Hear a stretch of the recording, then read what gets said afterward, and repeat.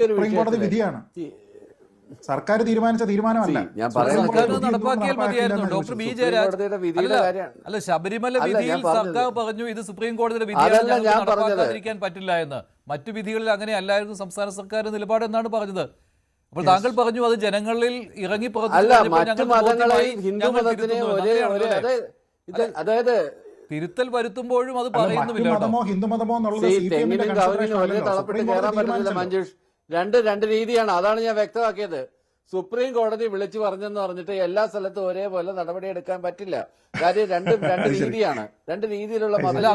അങ്ങനെയാണെങ്കിൽ ഇതിലെന്തുകൊണ്ട് പിന്നോട്ട് പോയി? അല്ല, ഞാൻ ചോദിക്കട്ടെ ഡോക്ടർ ബി ജയരാജ്, 2019 ശേഷവും എല്ലാ മണ്ഡല മകരവിളക്ക് സമയത്തും 2019 ശേഷവും എല്ലാ മണ്ഡലം മകരവിളക്ക് സമയത്തും ഈ മാസപൂജകളുടെ സമയത്തും ഒക്കെ യുവതികളെ പ്രവേശിപ്പിക്കുന്നതിൽ തടസ്സമില്ലായിരുന്നു. കാരണം ആ വിധിക്ക് സ്റ്റേ ഇല്ല, ആ വിധിക്ക് സ്റ്റേ ഇല്ല, ആ വിധിക്ക് സ്റ്റേ ഇല്ല. പക്ഷേ എന്തുകൊണ്ട് സർക്കാർ പിന്നോട്ട് പോയി?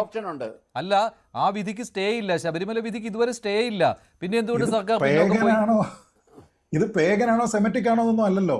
സുപ്രീം കോടതി തീരുമാനിച്ച വിഷയത്തിൽ സർക്കാർ എന്തുകൊണ്ട് വിധി നടപ്പാക്കിയില്ല എന്നുള്ളതേ ചോദ്യമുള്ളൂ. അവിടെ സർക്കാർ വിഷയത്തിൽ ഇത് തന്നെയാണ് അതിന് മറുപടി. അത് വളരെ കറക്റ്റായിട്ട്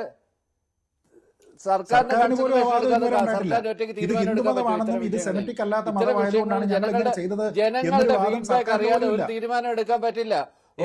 സർക്കാർ ഒരു തീരുമാനം എടുത്ത് അതിനകത്ത് എന്തെങ്കിലും പിഴവുണ്ടാണെങ്കിൽ ആ പിഴവിനെ തിരുത്താൻ പോലും നിങ്ങൾ സമ്മതിക്കത്തില്ല എന്ന് പറഞ്ഞാൽ എന്താണ് അതിനകത്തുള്ള വിഷയം? എന്തെങ്കിലും ഒരു അപഭ്രംശം ഉണ്ടായിട്ടുണ്ടെങ്കിൽ, എന്തെങ്കിലും ഒരു പിഴവ് ഉണ്ടായിട്ടുണ്ടെങ്കിൽ, എന്തെങ്കിലും ഒരു ജാഗ്രത കുറവായിട്ടുണ്ടായിട്ടുണ്ടെങ്കിൽ അത് തിരുത്തണ്ടേ? അത് തിരുത്താൻ തന്നെയാണ്. അങ്ങനെയാണ് ജനങ്ങളുടെ ഇടയിൽ പ്രവർത്തിക്കുന്ന ഒരു പാർട്ടി എന്ന്. അല്ലാതെ മുമ്പ് ഞങ്ങളൊരു സ്റ്റാൻഡ് എടുത്തു, ആ സ്റ്റാൻഡിൽ തന്നെ ഉറച്ചു നിൽക്കത്തുള്ളൂ, അല്ലെങ്കിൽ പുരോഗമനത്തിൽ നിന്ന് മാറിപ്പോയി എന്നൊക്കെ പറയുന്നത് അത് വ്യക്തമായ ധാരണയോടുകൂടി സർക്കാരിനെ പ്രതിക്കൂട്ടി നിർത്തുക, ഇലക്ഷന് ധാരണകൾ ഉണ്ടാക്കിയിടുന്ന വാദമുഖങ്ങളാണെന്ന് കാണണമെന്നുണ്ടെങ്കിൽ അതിൽ നമ്മൾ പറയുന്നത് പോലെ വളരെ ക്ലിയർ ആണ്. പാർട്ടി എന്ന് പറയുന്നു, ജനങ്ങളുടെ തീരുമാനത്തിനനുസരിച്ച് ഞങ്ങൾ മുന്നോട്ട് പോകുമെന്ന് പറയുന്നു. അപ്പോൾ അന്ന് UDF എടുത്ത തീരുമാനം ശരിയായിരുന്നു എന്ന് അംഗീകരിക്കേണ്ടി വരും.